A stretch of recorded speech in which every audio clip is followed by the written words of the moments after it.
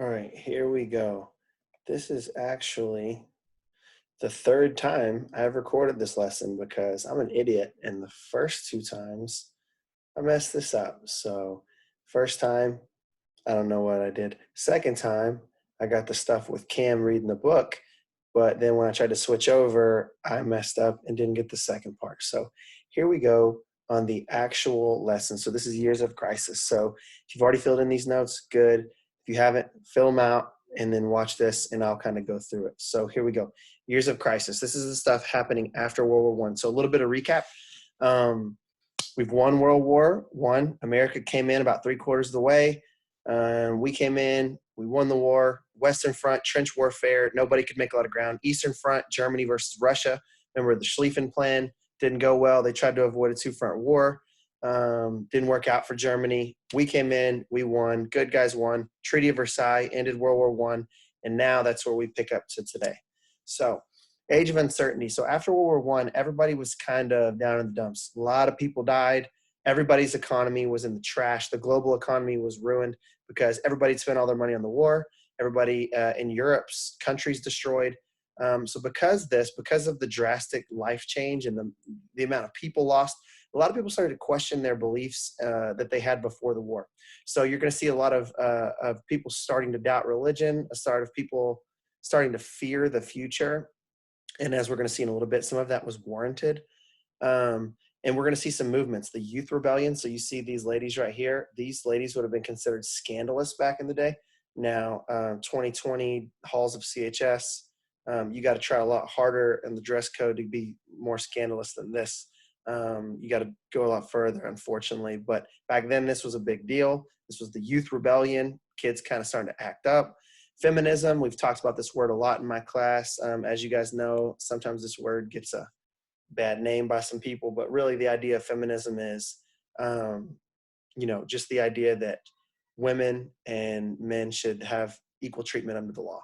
And then also some new technology. So after the war, everybody's bankrupt. It's kind of eerie that we're talking about this today as we're going through our economic troubles. I'm not saying we're in another Great Depression, but it's kind of tough right now. A lot of people are losing their jobs, unfortunately. Everybody's having to stay in. It's tough. So that happened after World War I. The economy was in the trash. So a lot of different people reacted a lot of different ways. The Germans were very upset and bitter over the Treaty of Versailles. Everybody blamed the Germans. The Germans had to do most of the repayments to people. And anyway, the Great Depression happens in the end of the 1920s, early 1930s. The stock market crashed in 1929.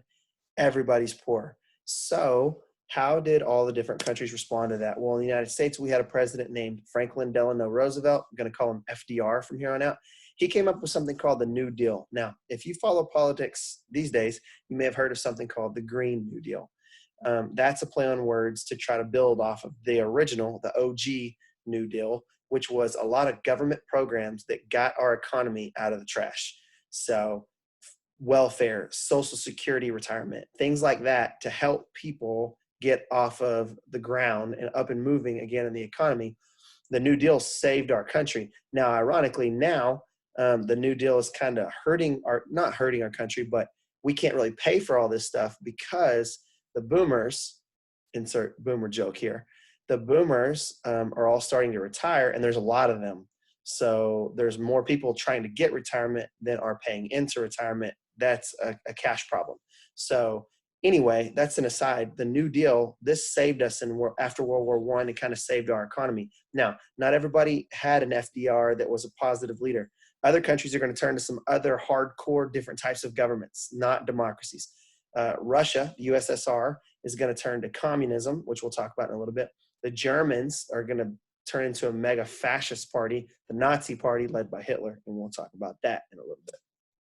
So, fascism. This is extreme nationalism. Not like I love my country nationalism, more like if you're not my country, I want to kill you. Racism, Nazism, that's fascism. Strong central government, extreme views, that's fascism. All right. So now the march towards war. Everybody was broke. So a lot of times when people are they're broke, it's kind of like the Snickers commercial. You're not yourself when you're hungry kind of thing.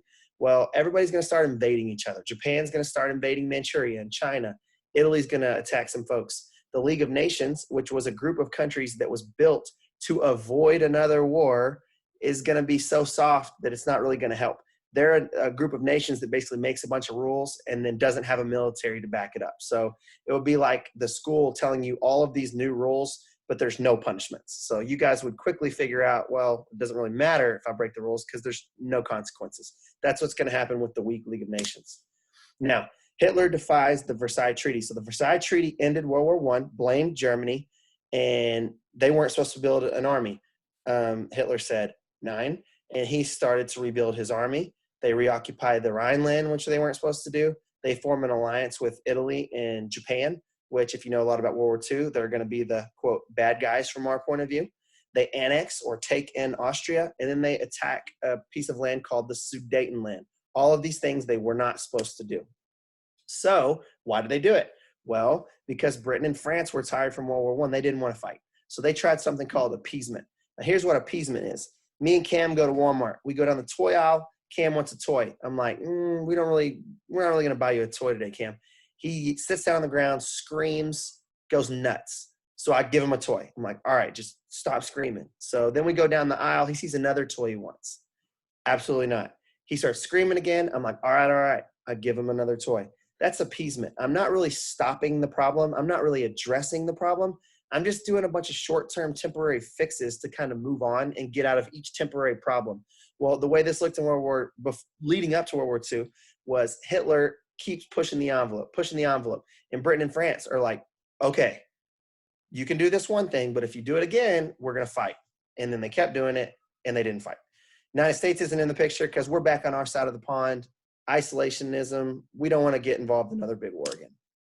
So they have the Munich Conference. France, Britain, Germany, Italy. They meet in Germany to discuss Hitler kind of going crazy.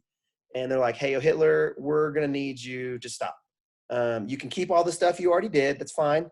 But absolutely, under no circumstance, can you take Czechoslovakia. Hitler says, bet. But then 6 months later, he takes Czechoslovakia. So Mussolini, who's in charge of Italy, another fascist empire, they're starting to take over, and basically the world's about to be at war again. So here's a map. You can see Germany starting to expand on both sides. And the final straw was Hitler, if you take Poland, it's on. And you can guess whether Hitler tried to take Poland or not. He did. Now, this creepy picture is a picture of Hitler right here, leader of Germany, and Stalin, the leader in Russia. Now, if you remember back in World War I, Russia was important because they came and made it a two-front war and attacked Germany from the east. So we had two sides. Germany had to split the resources. France and Britain are begging Stalin, do not make an agreement with Hitler because we need you. Well, Stalin sees what's coming. He's like, I don't want to fight this guy. So they make an agreement. Well, you can tell how that's probably going to go. Hitler says, yeah, we'll never fight you. So these two nations say, we'll never fight each other. Once the fighting gets going, Hitler, as he's done before, goes against his word, and eventually he's going to attack Russia, and that's going to put Russia on our side. That's going to lead to enemy of an enemy is my friend Jim and Dwight kind of situation. So let's talk about these last two terms, and then we'll call it a day. So fascism, remember, this is extreme nationalism, racism, hardcore. When you think of fascists, think of Nazis. Now, the important distinction here between fascism and communism is that communism is a classless society. Everyone's equal, everyone shares. The central government runs everything, but the people all own it, and we all share, we all win. Now, it doesn't ever work out that way, but it sounds good in theory. Whereas fascism, strong central government, strong authoritarian dictators, but fascism, they believed in having classes, and they believed they needed to have classes, kind of like a Bill Belichick, know your role, do your job kind of situation. Whereas communism was like, hey, we're all comrades, we're all in this together. So, you know, we're all going to share. We're all going to be equal. Okay. So that's the difference there between communism and fascism. That is the end. So here's what you got. On Thursday, we got a vocab test. I will send you a video with the password. Remember, don't help each other out. Don't Snapchat, don't text. Do it on your own. Honor system, but I trust you. R in Dragons is for trust. So if you need to find the words, that's on the first day of Unit 4.2 in modules. Look up those words, be ready to go.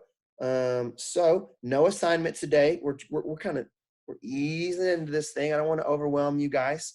We're easing into this thing. And then on Thursday, we will be ready to roll with a short video. And I'm going to do a John Green complete World War I recap kind of thing. And then you can do your vocab test, and that's going to be that. I hope that you're hanging in there. I hope you're doing well. This is all new. This is all tough for everybody, but we're going to get through it. Tomorrow, I'm going to make myself available from 10:15 to 11.